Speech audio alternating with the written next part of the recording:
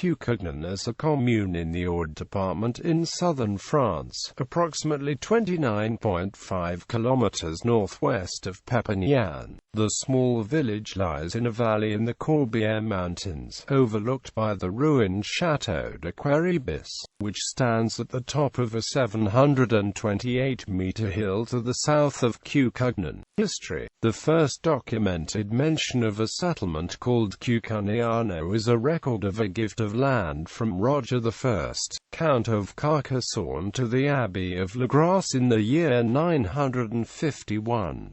In the 13th century, during the Albigensian Crusade against the Cathars, the Lord of Cucugnan participated in the Cathar resistance before he was forced to submit to King Louis IX. In 1495, Cucugnan was destroyed by the Spanish invaders and a new village grew up around the ruined medieval village. Landmarks. The village is clustered around a small hill, at the top of which stands its main landmark, a 17th-century windmill, the Moulin d'Homme. The windmill was owned by the lords of Cucugnan until the French Revolution and was mentioned in historical archives dating from 1692.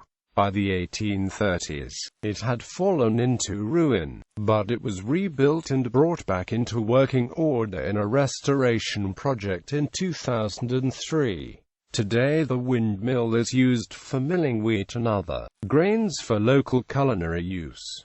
The remains of a castrum is still visible above the windmill. Adjacent to the windmill is the 14th-century church of St. Julian and St. Basiliso. The church houses an unusual wooden statue of a pregnant Virgin Mary, a depiction considered controversial in traditional Catholic iconography. The Château de Quéribus, which lies 2.1 kilometres southeast of Cucugnan, is a notable monument historic, and it is sometimes regarded as the last stronghold of the followers of the Cathar faith after the defeat at Montesquieu in 1244.